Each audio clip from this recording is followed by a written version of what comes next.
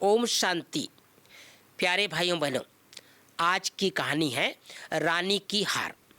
ये बहुत सुंदर कहानी है। बाबा ने कई बार मुरली में इसका भाव बताते हैं, लेकिन भाई बहनों को पूरा इस कहानी के बारे में पता नहीं है। आज मैं आप सबको उस कहानी का सार बता देता हूँ। वास्तव में एक राज्य की रानी की एक खासियत थी। रानी की क्या खासियत थी? उसके गले में सदैव एक हार रहता था। कभी भी वो अपने हार को अपने गले से उतारती नहीं थी, जिसको केवल वो स्नान करते समय ही निकालकर बाहर रखती थी। एक दिन स्नान करने के पश्चात उसने हार के लिए हाथ बढ़ाया तो रोज की जगह पर हार नहीं मिला, क्योंकि पुराने ज़माने की बात है। लोग ऐसे आजकल की दुनिया में जो वॉशरूम बना रहता है ऐसा तो था नहीं। रानी राजा सब गांव में बाहर जो तालाब रहता था उसी में जाके स्नान करते थे। अब रानी जो तालाब में नहाने के पहले अपना स्थान पर एक हार रखती थी, अपना गले से हार निकाल के रखती थी और रोज़ उस हार को पहन लेती थी। लेकिन क्या हुआ कि एक दिन अचानक उसको स्नान करके जब बाहर निकली और निश्चित स्थान पर हार नहीं मिली तो परेशान हो गई। हार को न पाने के कारण परेशान हो गई। उसने सोचा कि रोज तो मैं यहीं पर हार रखती थी, आज कहाँ चला गया?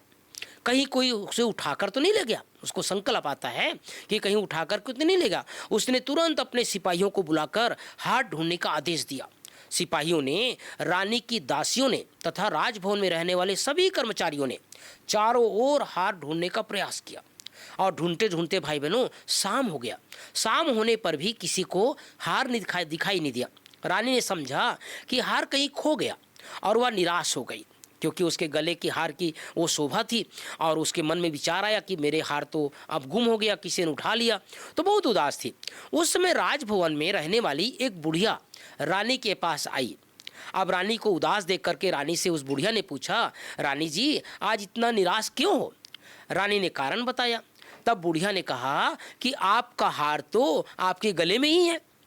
वास्तव में उस दिन स्नान करते समय वो जो रानी थी वो गले से हार निकाल कर रखना भूल गई थी। रोज की तरह जैसे रखती थी वैसा भूल गई थी, बल्कि हार को पहने पहने ही स्नान की। लेकिन उसके दिमाग में ये नहीं था, वो भूल चुकी थी कि मेरे गले में हार पहले से ही है। इसलिए स्नान के पश्चात निश्चित स्थान पर उसे हार नहीं मिला। गले में ही हार होते भी रानी ने उसके लिए सारे शहर में खोज की। तो प्यारे भाई बहनों, वास्तव में इसका आध्यात्मिक अर्थ यही है कि हम सभी आत्माएं सतयुग से चलते चलते कलयुग के अंत तक पहुंच गए।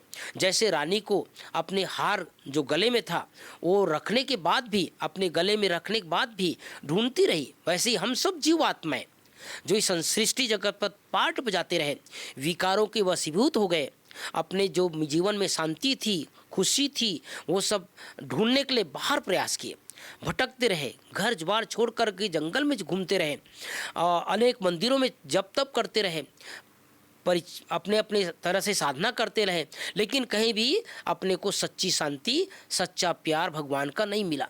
वास्तव में ये स्थूल चीज़ तो है ही नहीं, न किसी पदार्थ है, न किसी धन दौलत मिल सकता है। वास्तव में आत्मा का स्वधर्म तो शांति है, जिसकी अनुभूति स्वयं को देह से भिन्न आत्मिक स्वरूप में स्थित करने से ही प्राप्त हो सकता है। इसका भाव यही भाई बहनों, हम सब के आत्मा का जो निजी गुण है वो हमारे अंदर है और हम बाहर ढूंढते हैं। जैसे रानी के गले में हार थी, लेकिन हार को वो बाहर ढूंढ रही थी। ओम शांति, ओम शांति।